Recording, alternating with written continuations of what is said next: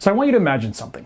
You come home to your spouse excited to share some fantastic news. Your boss just promoted you to partner and you're getting a 20% pay bump. You rush through the front door with a smile as big as Mount Everest, and the news of your promotion comes rushing out of your mouth. Expecting to receive, a congratulations, a big hug, and a kiss from your spouse, you're instead met with your spouse saying, "That's nice, honey," and that's it. Deflated, you retreat back to the den, turn on some Netflix, and wonder what you did wrong. Hey YouTube, Brad Browning here. As you guys know, I am a marriage expert and author of the best-selling Mend the Marriage program, a guide to helping failing couples repair and revive the love lost in a tough marriage. And in this video, I'm going to be talking about the science of a healthy, happy, and long-lasting marriage, and what you can do to ensure that your marriage goes down this path. Now, we're taught that being in a marriage means that you need to be there for each other no matter what, and that supporting your spouse when he or she is feeling unhappy is crucial to sustaining a long-lasting relationship. But research has actually shown that the strength of a partnership is actually influenced more by how partners react to each other's good news. Supporting our partners when they're down can even have unintended side effects by making him or her feel indebted to you and more cognizant of their sadness or depression. But on the other hand, a positive reaction to good news can only bring the two partners closer together. And in fact, a study published by Human Brain Mapping proved this by showing a married couple's brain activity.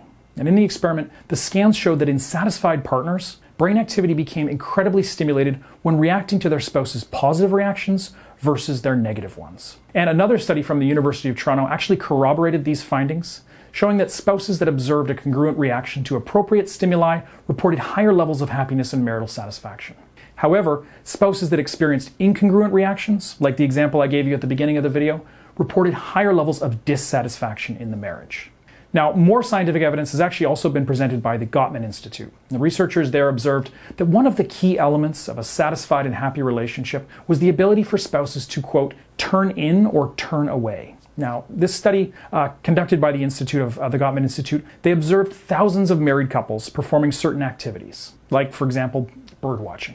Now, if one spouse spotted a bird that she liked and was interested in and announced her excitement, the husband had two choices. He could either turn in and show interest in his wife's discovery, or turn away and ignore or belittle his wife. Now, after compiling some data and tracking all the marital statuses of their subjects, the researchers concluded that couples that turned in to their spouses had a much greater chance of staying together than spouses who didn't. So in other words, showing interest in your partner's interests was a huge indicator of marital success. So the next time you notice something piquing your partner's interest, try to react in a positive way and show some interest in return.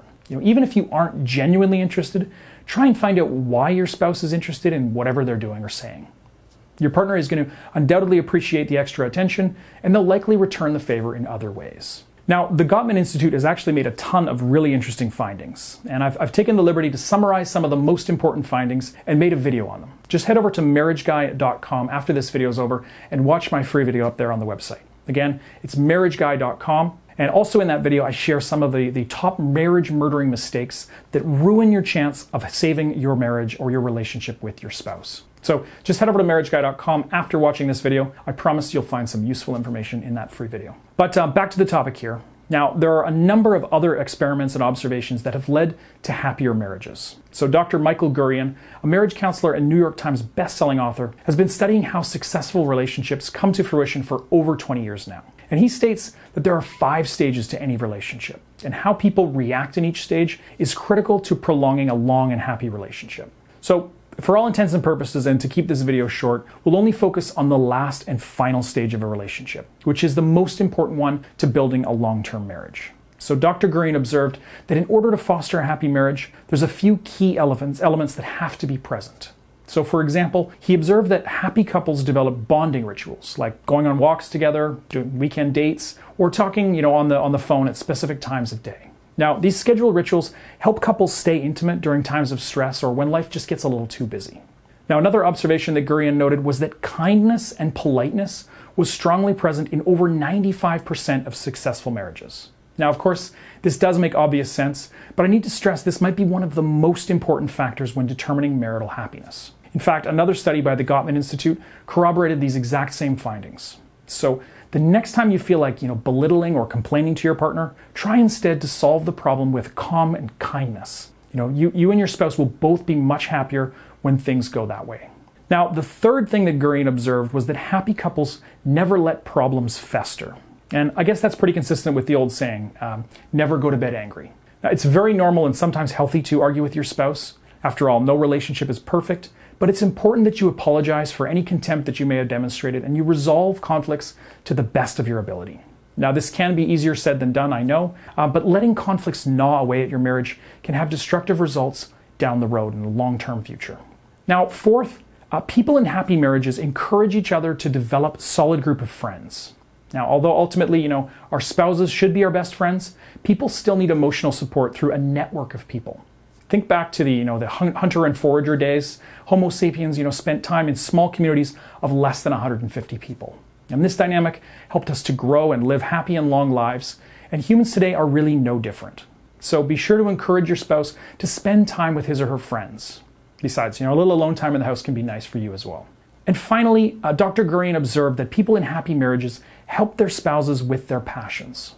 So for example, if one spouse has a passion for hockey, his or her partner should encourage them to play more often or to buy hockey equipment as gifts. Now this observation, might seem obvious, but the small little gestures like this one, they can add up to a better and healthier marriage in the long run. Now the next tip comes from the University of Michigan, where they analyzed feedback from almost 3,000 couples. And researchers found that couples with similar drinking habits enjoyed happier lives together. Basically, the study revealed that if one partner, remained sober while the other enjoyed drinks, couples reported less marital satisfaction. So the next time you two plan a date night, call an Uber and enjoy that happy hour. You'll be happy that you did.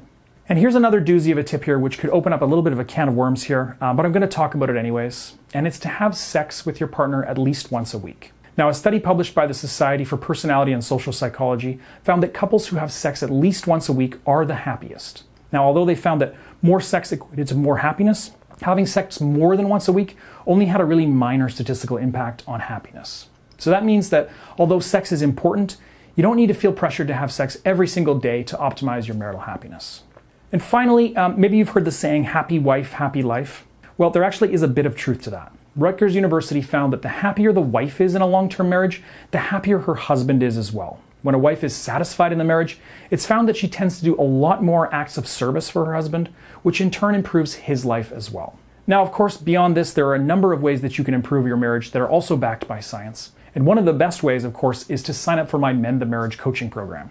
For more information on how you can hire me as your marriage coach, just head to marriageguy.com/coaching. I'll leave that link in the description below. I promise when you sign up, you'll be surprised at how inexpensive the coaching service is. And honestly, the vast majority of my coaching clients improve their marriages. So head over there when you get the chance, marriageguy.com/coaching. All right, guys, that just about does it for this video. If you have any questions, you know what to do. Leave them in the comments below and I will get back to you. Otherwise, I will see you next week with a brand new video. Bye for now.